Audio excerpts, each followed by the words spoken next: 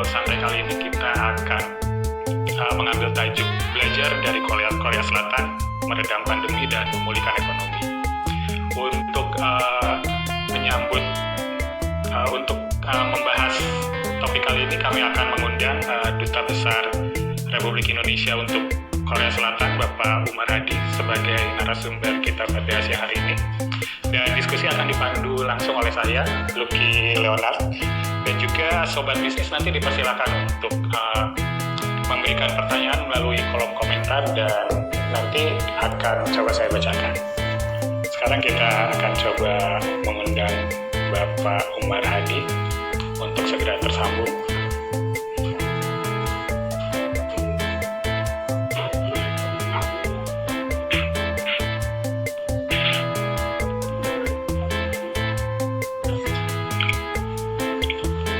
Selamat siang, Pak Umar Hadi. Selamat siang. Apa kabar, Pak? Di sana, Pak? Baik, suara saya terdengar jelas? Jelas, Pak. Baik, silakan. Iya, Sobat Bisnis, sebelum saya masuk ke pertanyaan, jadi buat Sobat Bisnis nih yang belum kenal dengan Bapak Umar Hadi, jadi Bapak Umar Hadi ini adalah Duta Besar Republik Indonesia untuk Korea Selatan sejak 2017. Dan sebelum menjadi Duta Besar di Korea Selatan, Bapak Umar Hadi ini pengalamannya sudah cukup banyak ya di luar Indonesia. Bapak Umar Hadi ini pernah menjadi Konsul Jenderal Republik Indonesia di Los Angeles, juga pernah menjabat sebagai Wakil Duta Besar Indonesia di Belanda. Jadi soal pengalaman sudah tidak diragukan lagi.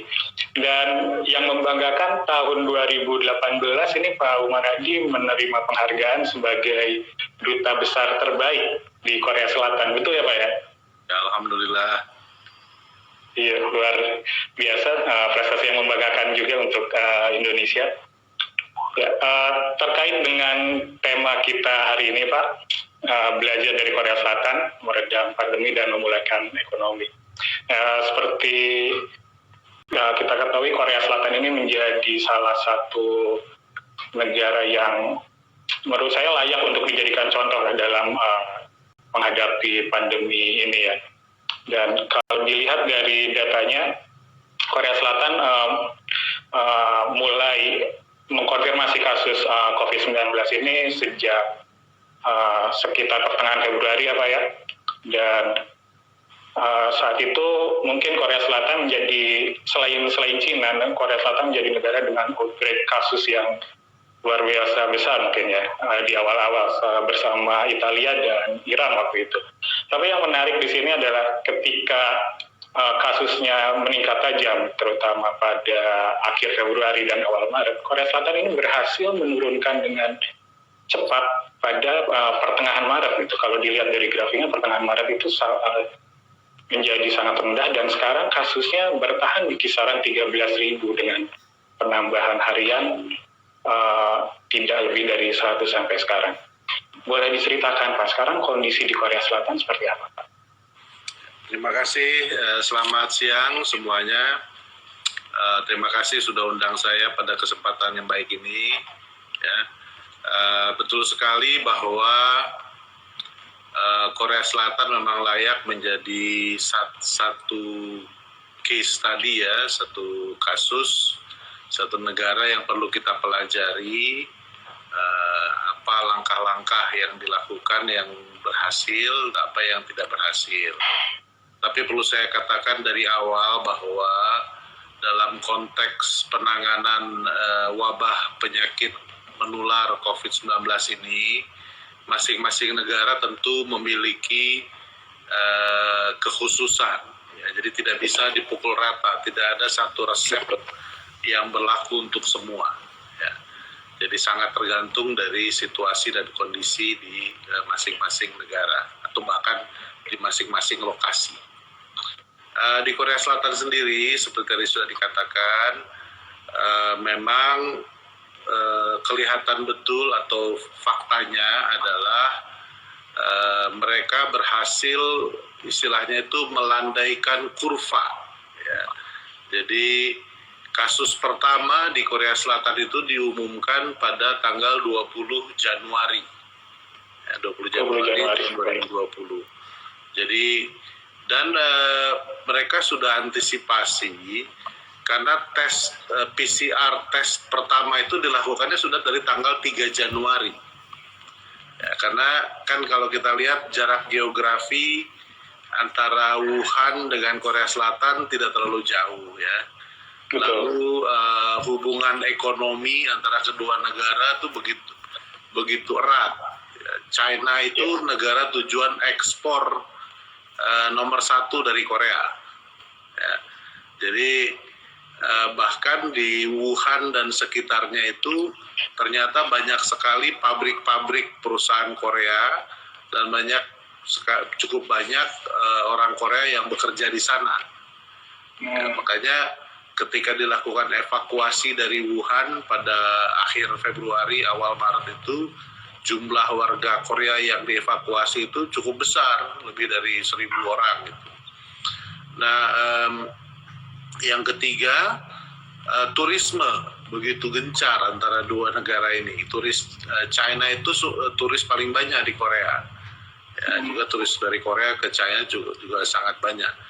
Jadi karena faktor-faktor itu, maka pemerintah Korea Selatan sudah mengantisipasi sejak awal bahwa wabah penyakit menular ini kemungkinannya sangat besar untuk masuk ke Korea Selatan.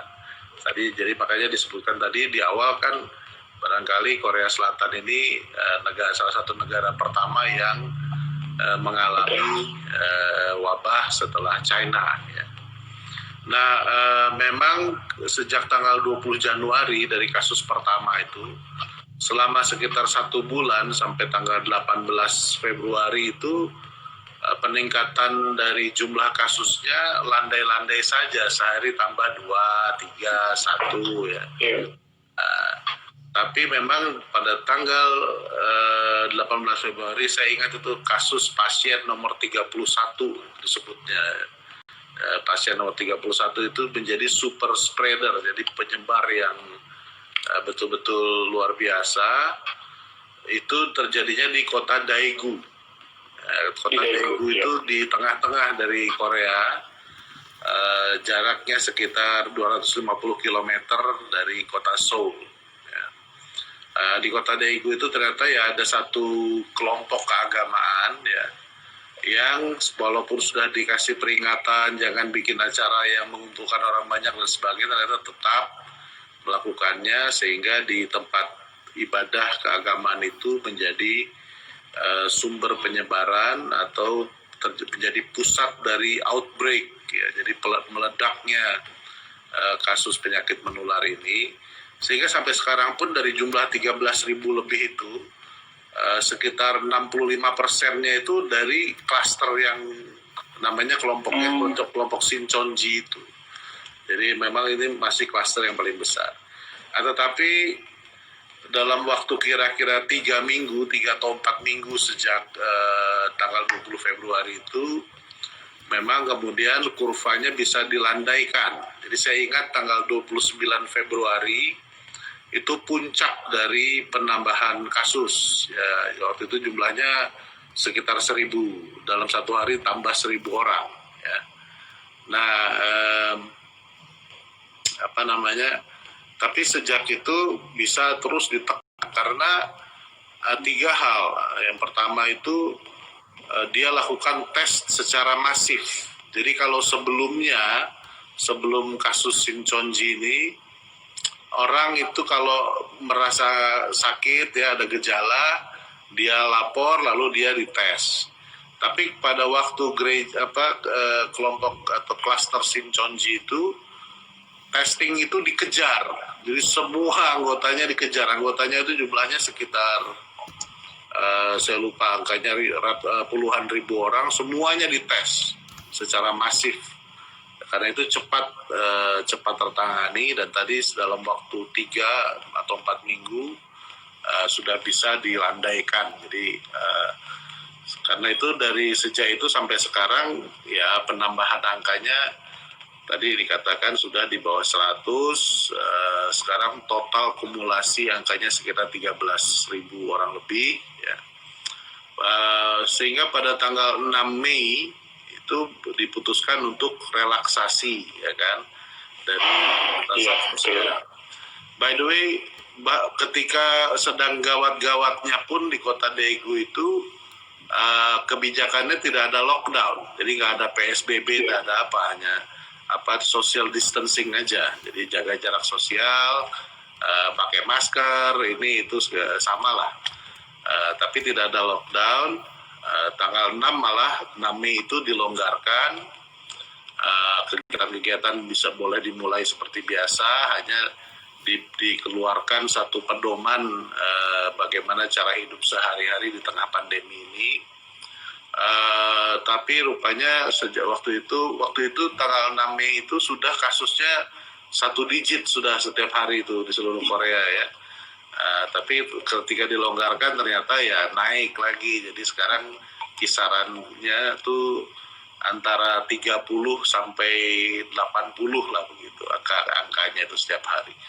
Tapi itu pun terbagi dua, karena banyak juga yang ternyata kasusnya tuh imported, jadi orang yang baru datang dari luar negeri. Tanggal 29 Mei diputuskan untuk diperketat lagi. Sekarang itu dikasih 3 level, jadi 3 level social distancing. Level 1, level 2, level 3. Kalau kasusnya setiap hari pertambahannya kurang dari 50, ya, maka itu level 1. Nah, sekarang seluruh Korea ini level 1. Artinya apa level 1? Kalau kumpul sudah boleh, tapi mesti ada protokol kesehatannya gitu kan. Tempat-tempat itu sudah banyak yang buka dan sebagainya.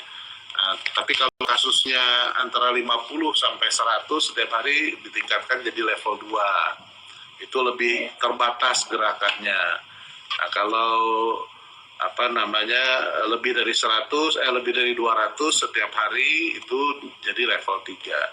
Nah, sekarang situasinya di seluruh Korea ini level 1 social distancing, kecuali di provinsi Jeolla Selatan, itu di sebelah selatan dari Korea, itu di sana level 2 karena ada peningkatan kasus dari satu klaster. Tapi ya kehidupan sehari-hari kalau di kota Seoul cukup ramai, ya, biasa aja gitu, macet, di jalan-jalan ya macet. Kita meeting masih berjalan. Kalau pergi ke restoran makan siang cukup penuh, rame. Tapi ya itu ada kebiasaan baru memang, seperti misalnya masker selalu dipakai, ya. Kalau masuk restoran itu kita harus isi absen dulu, naruh nama, alamat, nomor telepon gitu kan. Lalu tempat-tempat ibadah juga, kalau gereja sebagian masih ada yang online kalau kebaktiannya. Kalau masjid-masjid ada sholat Jumat, tetapi softnya dilonggarkan, harus isi absen dan sebagainya. Jadi memang itu perilaku baru yang diterapkan, yang saya kira cukup bertanggung jawab orang-orang di sini. Seperti misalnya kalau kita mau masuk toko lupa pakai masker, dimarahin itu sama yang punya tokonya kan, diusir gitu. Jadi itulah suasana di Korea sekarang. Kegiatan sehari-hari masyarakat berjalan, sekolah-sekolah sudah mulai sebagai offline atau dalam kelas, ya, dengan berbagai penyesuaian, ya, protokol kesehatan yang dilakukan. Oke, baik Pak. Ini yang menarik, Korea Selatan ketika kasusnya tinggi memutuskan untuk tidak melakukan lockdown. Ini yang menjadi pertanyaan ini, bagaimana pemerintah Korea akhirnya memastikan ketika tidak melakukan lockdown, penyebaran bisa dikendalikan begitu? Kalau formula yang dikembangkan oleh pemerintah Korea itu kan yang disebut dengan 3T, itu kan 3T. Ya, tracing, T pertama tuh testing. Jadi memang PCR test itu dibuat masif. Jadi sampai hari ini itu sudah hampir 1,6 juta orang melakukan tes. Saya kira dari proporsi jumlah penduduk yang sekitar 50 juta orang, ini luar biasa proporsinya ya. Iya, betul. Jadi sangat masif testing itu, termasuk di airport. Jadi screening di airport, orang baru datang itu dilakukan tes PCR ya. Karena itu izin untuk beredarnya PCR test kit dari perusahaan-perusahaan di Korea Selatan itu cepat sekali. Katanya di emergency. Saya ingat bulan Februari itu baru 6 perusahaan yang memproduksi PCR test kit ya. Tapi sekarang itu sudah sekitar 30-an perusahaan yang resmi sudah produknya diizinkan untuk beredar. Jadi testing. Dan kalau kita lapor siapapun warga negara Korea, warga asing di sini, kalau kita lapor ada nomor hotline dari Korea Center for Disease Control and Prevention (KCDC), itu nomornya 1339 ya. Kalau kita telepon dulu nanti dikasih tunjuk mesti pergi ke tempat tes yang mana, itu tesnya gratis. Ya. Oh, gratis di sana ya Pak? Gratis. Kalau lalu hasil tesnya positif, itu juga biaya perawatannya di rumah sakit gratis. Ya, jadi testingnya yang sangat masif. Yang kedua tuh tracing, ya, kontak tracing. Jadi kalau seseorang dites PCR lalu dia positif dan hasilnya itu cepat loh, kita datang diambil sampelnya kan, dicolok hidung itu. Lalu dalam waktu mungkin sekitar 3-4 jam kemudian kita terima lewat email atau lewat SMS hasilnya itu positif atau negatif. Nah, kalau positif itu nanti kita diwawancara. Ya, diwawancara siapa aja yang ditemui dalam sekian hari terakhir, makannya perginya kemana aja dan sebagainya. Dan dari hasil wawancara dengan pasien positif itu di-trace orang-orang yang berhubungan dengan dia, keluarganya, teman-teman kerjanya, ya kan. Terus juga tempat-tempat yang dia kunjungi. Itu semuanya, dan itu dikemas dalam satu paket informasi yang kemudian disebarkan. Jadi kalau misalnya ada satu pasien positif 2 hari yang lalu makan siang di restoran X begitu ya, nanti di lokasi dekat kecamatan di mana ada restoran X itu, orang di handphone kita terima namanya emergency alert dari pemerintah. Aplikasi ya Pak ya? Ya, terima itu otomatis masuk di handphone kita. Jadi kalau mereka yang ada di restoran X pada tanggal sekian diminta untuk menghubungi tadi nomor 1339, dan kalau ada gejala diminta langsung datang ke tempat pengetesan yang sudah disediakan yang berada di lokasi dekat dia. Jadi begitu masif tracing itu, termasuk juga tracingnya menggunakan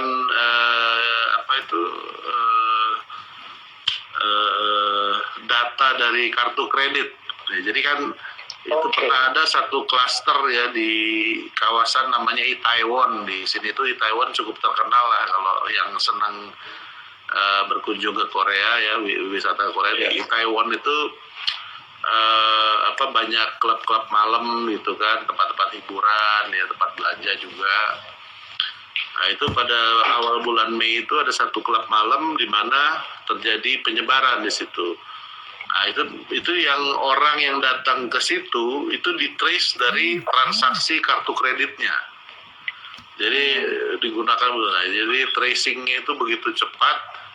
Meskipun mereka sendiri mengakui, ternyata kalau saya ada data ya, dari 13.000 kasus positif itu atau confirm itu, sebentar saya lihat datanya.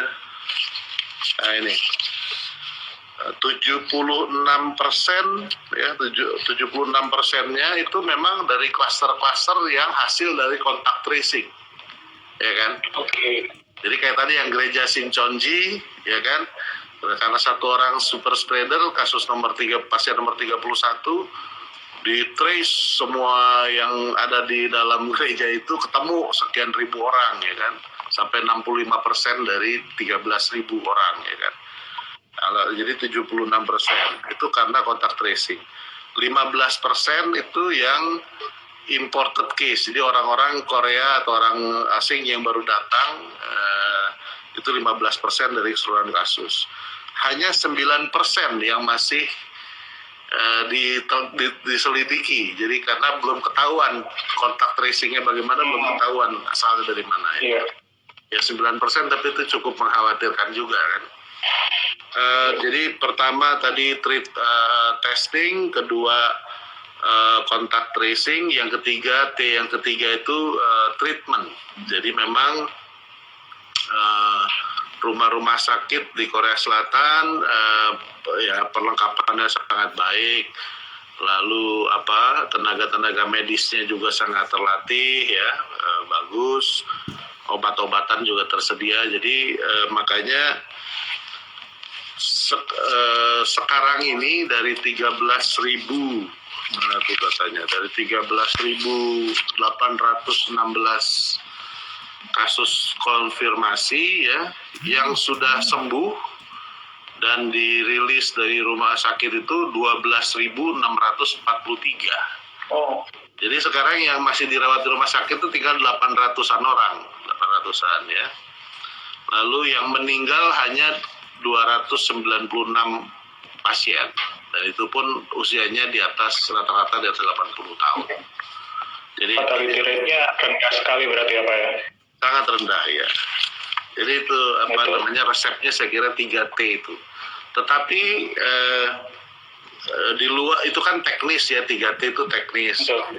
Dan itu termasuk dalam konteks yang saya sebut sebagai kesiapsiagaan. Memang sudah siap siaga, preparedness-nya itu luar biasa. Saya ingat contohnya tes pertama itu sudah awal Januari, tanggal 3 Januari sudah dilakukan tes PCR test itu. Saya ingat tanggal 15 Januari kebetulan saya ada makan siang dengan Menteri Kesehatannya Korea Selatan. Di situ saya udah tanya dan udah ngobrol sama dia, saya bilang, gimana ini mengenai COVID? Oh, dia bilang, kita ada pengalaman, ya, dari kasus MERS, SARS, dan sebagainya di sebelum-sebelumnya, karena itu kita udah ada persiapan, begitu. Dan betul dia bilang, karena tadi saya katakan 1 bulan pertama, sampai tanggal 18 Februari itu, ya, sangat terkendali, ya. Hanya ya karena ledakan di kota Daegu itulah maka menjadi outbreak begitu. Jadi itu preparedness, semuanya udah siap, sistemnya juga udah. Jadi kayak misalnya pakai masker, ya. Soal masker itu tidak pernah jadi perdebatan di Korea Selatan ini. Dari awal ya memang sudah pakai masker, dan orang Korea Selatan sudah biasa pakai masker. Karena dari waktu ke waktu, memang sudah seperti itu, ya. Dari waktu ke waktu kita juga dapat peringatan di handphone kita itu mengenai macam-macam. Yang paling sering di kota Seoul ini yang disebut dengan fine dust. Jadi tingkat polusi yang sangat tinggi. Ya. Kalau ada, dan sudah bisa mereka perkirakan. Jadi biasanya kita dapat pengumuman besok di kota Seoul akan tingkat polusi akan tinggi. Disarankan kalau keluar rumah pakai masker. Itu udah biasa.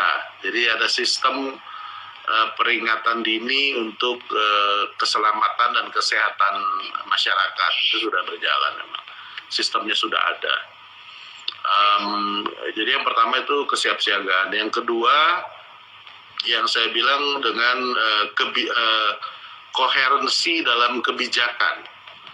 Jadi kebijakan-kebijakan pemerintah itu sangat koheren dari awal, ya, baik secara vertikal dari tingkat presiden sampai kepala desa, ya sama, message-nya itu sama, kebijakannya sama, maupun secara horizontal antara satu kementerian dengan kementerian lain itu Dan semuanya itu kebijakannya bertumpu pada yang disebut sebagai scientific leadership. Jadi political leadership itu pada masa-masa pandemi harus tunduk kepada scientific leadership. Jadi kepemimpinan yang didasarkan pada pertimbangan-pertimbangan ilmu pengetahuan. Nah, disitulah makanya lembaga otoritas kesehatan yang namanya KCDC itu menjadi semacam inti pusat, ya, di mana semua kementerian, lembaga pemerintahan itu harus merujuk kepada kebijakan dari KCDC. Nah, itu yang ketiga, ya, itu yang saya katakan dengan tingkat kepercayaan publik, ya. Jadi trust yang begitu tinggi, ya tadi karena ada kesiapsiagaan, ada kebijakan yang koheren, dan ada transparansi informasi, sehingga masyarakat pun percaya, memiliki tingkat kepercayaan yang tinggi, dan karena ada kepercayaan itu maka ada tanggung jawab. Jadi semua pihak merasa bertanggung jawab. Tadi contoh paling sederhana kan itu penjaga toko, ya, penjaga warung. Yeah. Kalau kita mau masuk ke warungnya nggak pakai masker ya diusir. Nah, supir bus kota karena wajib sekarang naik bus kota pakai masker. Kalau ada orang mau naik nggak pakai masker, ya ditegur. Kalau dia memang tapi nanti kan suka dikasih juga masker sama supir busnya gitu. Jadi semuanya merasa bertanggung jawab. Yang punya pabrik-pabrik, yang orang-orang yang punya pabrik itu juga merasa bertanggung jawab atas keselamatan dan kesehatan semua karyawan di pabriknya. Jadi ini yang tiga hal yang kiranya jadi catatan kita lah. Baik Pak, terkait tanggung jawab dan kepercayaan nih Pak. Ini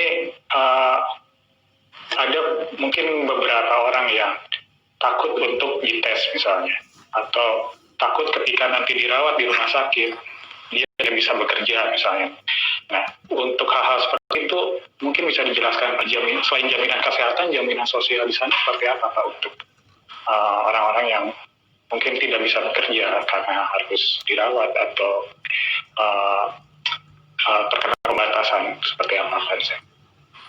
Pertama kalau yang soal tes ya, memang juga nggak bisa sembarangan. Jadi kalau kita datang ujuk-ujuk ke puskesmas minta dites ya kita bayar. Bisa tes di klinik swasta banyak, tapi kita bayar sekitar kalau rupiahnya tuh 2 juta rupiah lebih lah, 2,5 juta lah gitu ya. Nah, tapi kalau kita lapor dulu ke nomor 1339 itu kita ada gejala begini-begini, kita datang, itu semua gratis, dites gratis, kalau positif dirawat gratis. Tapi sistem kesehatan publik di Korea Selatan memang cukup baik, artinya dia pakai kayak BPJS kesehatan kita itu kan, jadi semuanya juga asuransi yang tanggung pemerintah. Jadi kayak seperti di rumah sakit itu ya rame, dan tidak semua rumah sakit diperuntukkan sebagai tempat tes COVID. Jadi tempat tes COVID itu ditentukan lokasi-lokasinya. Jadi itulah kalau mengenai pengangguran ya, memang terjadi peningkatan angka pengangguran, saya lupa angkanya berapa, tetapi tentunya cukup mengkhawatirkan.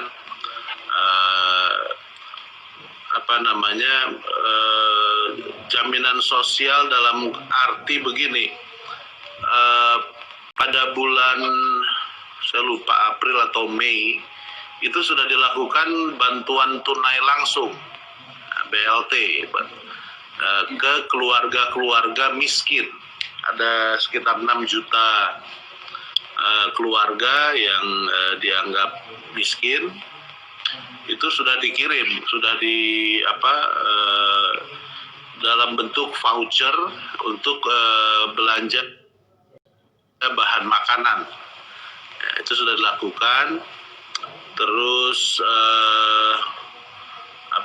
yang kalau yang kehilangan pekerjaan itu ada satu institusi di mana dia bisa melapor, ya. Lalu biasanya dia bisa dicarikan atau mencari pekerjaan lagi dari institusi. Kita terus monitor, bahkan saya sudah minta itu, lalu kira-kira seminggu kemudian dapat kerja lagi di pabrik lain. Dia kalau biasanya dalam situasi normal bisa lembur tiap hari, Sabtu Minggu dapat kerja lembur, sekarang udah nggak ada lembur lagi. Bahkan paling sehari katanya ada yang kerja cuma 4 jam, 5 jam, tapi gajinya tidak dipotong karena penerapan UMR di pabrik-pabrik industri kecil dan menengah itu cukup ketat lah. Oke, baik Pak, terkait tenaga kerja tadi dan ekonomi Korea Selatan secara keseluruhan. Ini kan kalau kita lihat data pertumbuhan ekonomi Korea Selatan kuartal 1 sudah terkonstruksi 1,3% ya. Dan untuk kuartal 2 yang akan segera diumumkan juga prediksinya kembali terkontraksi sehingga terjadi resesi. Nah, ini respons pemerintah Korea Selatan untuk supaya kembali menggerakkan ekonomi agar setidaknya di akhir tahun masih tumbuh positif, ini seperti apa? Jadi gini, Korea Selatan ini kan negara yang ekonominya sangat tergantung dari perdagangan internasional. Ya, 70% dari GDP Korea Selatan itu sumbernya dari international trade. Ya. Maka dengan global pandemi yang praktis dunia ini berhenti kan, tidak ada demand, nggak ada supply kan. Jadi ekonomi Korea ini sangat terganggu. Jadi shock. Jadi dia kena shocknya bukan hanya dari sisi supply tapi juga dari sisi demand. Makanya tadi kan tulang punggung dari perekonomian Korea ini kan sebenarnya industri manufaktur yang terdiri dari industri kecil dan menengah, ya, pabrik-pabrik dengan pegawai 20 orang, ada yang 5 orang, 25 orang ya. Ini kan sangat tergantung dari global supply chain, ya kan. Contohnya paling gampang misalnya sepatu sneakers, ya kan. Kan sneakers itu kainnya dibikin di pabrik di Korea, ya kan. Tetapi untuk bikin kain sepatu sneakers itu kan dia butuh bahan-bahan kimia dan sebagainya, umumnya dia impor dari China atau dari Jepang, ya kan. Dibikin jadi kain, nanti kainnya diekspor ke Indonesia, di Indonesia dibikin jadi sepatu, nanti sepatunya dijualnya di Amerika. Jadi dia sangat tergantung dari pergerakan produksi barang-barang manufaktur seperti itu kan. Nah sekarang di tengah pandemi ini, pertama misalnya kalau supply-nya itu dari China kan sempat berhenti pada bulan Januari, Februari, Maret tuh praktis berhenti, ya kan? Karena pabrik-pabriknya di daerah Wuhan dan provinsi Hubei itu berhenti semua. Jadi karena itu pabrik yang di Korea nggak bisa kerja, atau kalaupun dia kerja dia harus hitung betul dari stok yang masih ada di gudangnya, bahan-bahan bakunya, ya kan? Nah itu dari sisi supply dia mengalami shock. Nah kemudian dari demand, di tengah pandemi orang kebanyakan tentu milih beli beras dulu daripada beli sneakers kan, atau beli roti dulu, beli makanan dulu.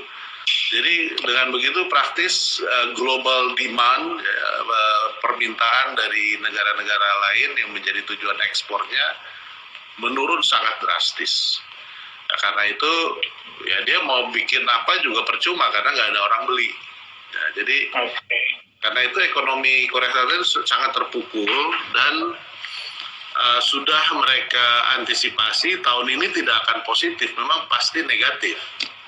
Bahkan kalau pemerintahnya bilang itu minus, saya lupa 1,9, tapi kalau yang kalangan pengamat ekonomi di sini mengatakan mungkin minus 2,4. Lebih dalam lagi. Ya macam-macam lah, ya pasti akan terjadi kontraksi Karena itu pemerintahnya yang pertama dia memang mencoba untuk menggerakkan sisi demand dari dalam negeri dulu dengan domestic spending. Karena itu tadi yang bantuan langsung tunai kepada keluarga-keluarga miskin itu maksudnya supaya produksi bisa terjadi lagi ya kan. Makanya sudah total stimulus Pak yang disiapkan pemerintah Korea Selatan untuk menggerakkan ekonomi berapa Pak?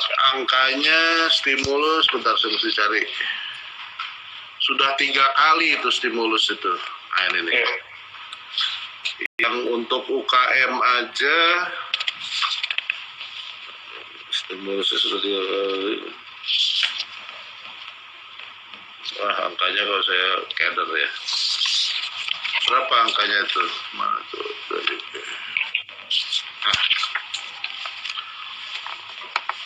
Yang pertama 9,7 miliar dolar, yang kedua 10,1 miliar dolar, yang ketiga 29 miliar dolar. Jadi totalnya termasuk itu totalnya 230 miliar. 230 miliar dolar untuk mitigasi dampak ekonomi pandemi COVID-19. Okay. 230 miliar dolar itu kalau rupiahnya berapa? 230 triliun. Ya, triliun rupiah. 30 miliar, 1000 triliun mungkin ya? Ya? 1000 triliun mungkin Pak? Ya mungkin. Dan sektor-sektor yang menjadi fokus dari stimulus itu apa saja Pak? Yang nomor 1 tuh UKM. Jadi tadi kan Korea ini tulang punggungnya itu mungkin kalau kita disebutnya IKM ya, industri kecil dan menengah ya. Itu pabrik-pabrik yang bikin komponen kendaraan bermotor ya kan. Pegawai. Kemarin saya tuh pergi ke kota dekat Daegu itu ada satu industri kecil yang bikin skuter kayak motor bebek tapi listrik gitu sebutannya e-scooter, motor bebek listrik lah gitu kan. Dia saya tertarik mengunjungi pabrik itu karena dia punya teknologi ya. Jadi biasanya kalau kita pakai motor listrik itu kalau tanjakan itu agak lemes ya kalau nanjak gitu, karena motor listrik itu rupanya dia punya teknologi yang membuat untuk nanjak pun tidak ada masalah gitu. Terus di roda belakangnya itu jadi 2 ban dengan masing-masing independen suspensinya, sehingga motor listrik ini meskipun kondisi jalannya tidak halus seperti di pedesaan gitu ya, jalannya pedesaan itu tetap nyaman di makanya saya kunjungi. Itu pabrik kecil sekali. Jadi dia bahan onderdil-onderdilnya sebagian dia impor dari China, sebagian dia bikin sendiri. Desainnya dari dia. Produksinya sekitar 20.000 motor per tahun. Sekarang dia nomor 1 pangsa pasarnya di Korea. Tapi pegawainya itu 25 orang cuma. Jadi sudah sangat sangat istilahnya sekarang tuh industri 4.0 lah gitu kan. Jadi saya tertarik sekali, dan ada minat yang punya pabriknya, ada minat untuk produksinya di Indonesia. Karena kalau di Korea kan pasarnya kecil. Kalau di Indonesia mungkin pasarnya lebih besar, sehingga dia cukup berminat untuk bangun pabrik di Indonesia, mudah-mudahan. Terkait kerjasama dengan Indonesia ini Pak, ini kan Korea dan Indonesia belum lama ini kan merampungkan perundingan soal Indonesia-Korea CEPA nih Pak.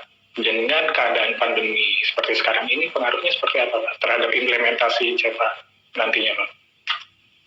Kalau implementasinya nggak ada masalah ya, kan ini sudah prinsipnya sudah yang substansinya sudah disepakati, tinggal seremoni tanda tangannya kita lagi atur.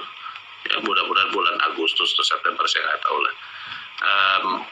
Tapi yang harus kita cermati kan dampaknya, dampak dari, jadi meskipun kalau dalam keadaan normal ya, dengan ikan cepa tentu banyak produk peluang yang berpeluang mendapat peluang baru untuk ekspor maupun impor.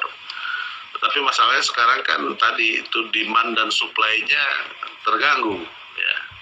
Kalaupun di Korea ada permintaan, di kita belum tentu bisa penuhi. Kalau di Indonesia ada barangnya, di Korea belum tentu mau beli kan gitu. Dan hubungan dagang Indonesia Korea itu sangat erat kaitannya dengan tadi global supply chain ya. Kayak contoh sepatu ya, kainnya dari Korea jadi sepatunya di Indonesia, tapi kan dijual sepatunya di Amerika atau di Eropa gitu. Nah, kalau permintaannya tidak ada di Amerika, permintaan saya turun, jadi gimana? Nah, ini juga saya perlu sampaikan catatan saya pada kuartal pertama tahun ini ya,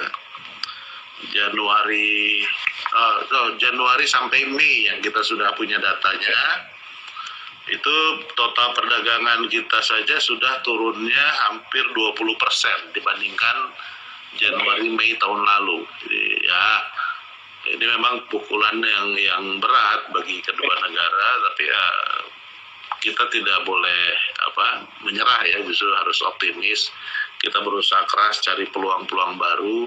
Contohnya misalnya untuk produk alat-alat kesehatan ya, masker, APD ya kan. Nah, ini terus kita kejar bagaimana bentuknya. Masker cukup banyak yang sudah masuk dari Korea, tetapi juga untuk produksi masker di Indonesia untuk dipakai di Korea atau produksi APD ya. APD alat pelindung diri medis di Korea itu sebagian dari Indonesia karena dijahitnya di Indonesia. Jadi ini yang terus kita upayakan. Juga terkait dengan proyek-proyek investasi Korea di Indonesia yang kita upayakan berjalan terus. Contohnya Hyundai Motor Company ya, pabrik mobil itu kan pada bulan November tahun lalu ketika Presiden Jokowi berkunjung ke Korea, ada kesepakatan untuk Hyundai buka pabrik mobil di Indonesia ya, di Bekasi gitu kan. Nah ini meskipun tadinya targetnya itu udah mau pasang mesin, peresmiannya itu bulan Maret tadinya, terpaksa kita tunda mungkin sekitar, tapi pekerjaannya terus berjalan. Jadi pabriknya tetap berjalan pembangunannya, mesin-mesinnya tetap dikirim. Jadi mudah-mudahan bulan November udah bisa mulai terpasang, dan tahun depan bulan-bulan Juli tahun depan sudah bisa mulai produksi. Nah, jadi kegiatan terus kita upayakan berjalan. Baik Pak, ini ada pertanyaan juga Pak dari sobat bisnis yang sudah masuk. Saya bacakan saja. Ini kan beberapa kebijakan dari pemerintah Korea dengan pemerintah Indonesia. Ada beberapa kebijakan yang diterapkan di Korea dan Indonesia hampir sama mungkin ya Pak. Cuma mungkin sedikit terlihat efektivitasnya agak sedikit berbeda gitu. Ketika Korea sudah berhasil melandaikan kurva, Indonesia masih cukup tinggi penyebarannya. Kira-kira apa Pak yang bisa kita pelajari langsung Pak, cara penerapan kebijakan di Korea dengan Indonesia, termasuk bagaimana Korea menghadapi ancaman gelombang kedua yang beberapa negara sudah muncul gelombang kedua penyebaran, seperti apa? Yang pertama pasti itu testing ya, PCR test lah. Saya dari dulu termasuk orang yang nggak usah bicara soal rapid test lah, nggak usah lah, langsung aja PCR test. Dan sebetulnya kan gini ya, kan ini virus memang sudah ada, memang sudah menyebar, ya kan? Kalau kita nggak tes, bukan berarti virusnya nggak ada. Justru dengan dites kita tahu penyebaran di mana, siapa orangnya. Kalau ada orang yang sudah positif, ya bisa dilakukan isolasi, sehingga dia tidak menulari orang lain yang barangkali punya resiko penyakit lebih tinggi. Itu yang pertama. Testing itu udahlah, nggak usah ditawar-tawar. Dan saya juga sekarang yang PCR testnya juga kan sudah diproduksi di dalam negeri. Itu saya ingat salah satu perusahaan farmasi itu sudah memproduksi dalam negeri. Kalau nggak salah sekarang sudah lebih dari 20.000 satu hari kita bisa lakukan tes. Target Bapak Presiden harus bisa 50.000 per hari, ya kan? Ya, bisa kok, itu bisa. Indonesia nggak pernah nggak bisa yang gitu-gitu. Testing itu pasti.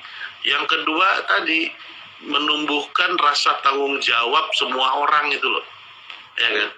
Karena ini masalahnya bukan masalah disiplin. Banyak orang bilang sama saya, oh iyalah Korea karena orang Korea kan disiplin. Enggak, saya bilang di Korea sama aja lah. Orang Korea sama orang Indonesia soal disiplin sama aja lah. Tapi karena bisa ditumbuhkan tanggung jawab, jadi possibility atau tanggung jawab itu bisa diemban oleh semua orang. Jadi ya saling jaga begitu. Ada kesadaran untuk bertanggung jawab. Itu yang kedua. Yang ketiga, soal perbatasan ya, di airport, di pelabuhan laut maupun perbatasan darat, ya memang harus dijaga. Sebab begini, untuk global pandemi ini kan kalau Indonesia aman, tapi negara-negara lain ya kan, semuanya harus aman. Nah ini yang makanya perbatasan menjadi sangat penting, upaya-upaya karantina di perbatasan. Tapi saya lihat juga sudah kebijakan kita sangat sesuai dengan apa yang ditetapkan oleh WHO sebagai badan dunia ya. Jadi saya kira tidak ada dan kalau kita lihat dibandingkan posisi Indonesia hari ini dengan banyak negara lain ya, misalnya yang sebanding-banding kita tuh kan misalnya Brazil ya kan, Meksiko ya kan, ya kita masih jauh lebih baik sekarang. Tetapi itu tidak boleh anggap enteng, tidak boleh cepat puas diri juga, harus terus dilakukan. Sekarang yang mengenai gelombang kedua tadi, ya itu tadi masalah gelombang kedua itu ada dua ya. Satu, penularan yang terjadi di dalam community sendiri di dalam negeri ya. Yang kedua, penularan kasus yang masuk dari luar negeri, makanya perbatasan harus dijaga. Yang kedua, tadi tanggung jawab sosial untuk melakukan langkah-langkah pencegahan, mengurangi resiko, itu harus semua orang melakukannya. Nggak bisa ada satu aja yang lengah begitu, nggak bisa. Jadi semuanya harus ikut. Ya, baik, Pak Umar Hadi, nggak terasa nih udah hampir 1 jam kita ngobrol-ngobrol. Tapi ini Pak, ada satu pertanyaan, tapi mohon dijawab dengan sangat singkat Pak. Ini pertanyaan banyak masuk dan menurut saya perlu saya sampaikan juga. Ini di Korea nih kegiatan aktivitas sudah mulai dibuka nih. Tapi kapan nih Pak konser dan fan meeting bisa dilakukan dengan penonton secara langsung? Kalau fan meeting sudah sering tuh, bukan sering, sudah jalan ya kalau fan meeting. Kalau konser saya kira masih perlu waktu ya, karena seperti pertandingan olahraga juga sudah mulai, baseball atau sepak bola, tapi nggak pakai penonton. Nah, kalau konser BTS nggak ada penontonnya kan lucu ya. Memang ini menarik ini untuk jadi bahan pemikiran, bukan hanya mungkin produk-produk budaya ya, termasuk konser musik, itu memang harus kita pikir ulang bagaimana bagaimana tuh medianya yang bagus seperti apa. Jadi itu tantangan lah buat anak-anak muda terutama. Berarti kan banyak teknologi-teknologi baru yang harus kita kembangkan ya kan untuk delivery dari produk-produk budaya ini kan. Jadi justru menurut saya sih ini waktunya yang sangat menantang untuk kita tampil kreatif dengan kreativitas menciptakan hal-hal baru, sehingga meskipun di tengah pandemi, karena ini virus kan akan terus ada, malah nanti akan mutasi menjadi virus lain barangkali sampai vaksinnya ditemukan. Sekarang vaksin paling cepat katanya baru tahun depan kan. Jadi justru bagaimana caranya kita hidup atau masyarakat bisa hidup di tengah pandemi, hidup yang lebih sehat, lebih aman, tetapi juga lebih produktif. Dan itu banyak peluangnya di situ untuk kita tampil atau ciptakan hal-hal yang baru yang bermanfaat untuk semua orang. Baik, Pak Umar Hadi, terima kasih banyak Pak untuk waktunya bergabung dengan Bisnis Indonesia hari ini Pak. Semoga selalu sehat Pak. Salam untuk WNI yang ada di Korea sana Pak. Selamat siang Pak. Terima kasih. Sobat bisnis, demikian ngobrol santai kita hari ini dengan Dubes Indonesia untuk Korea Selatan Bapak Umar Hadi, dan nantikan terus seri ngobrolsantaibisnis.com di edisi-edisi berikut. Selamat siang.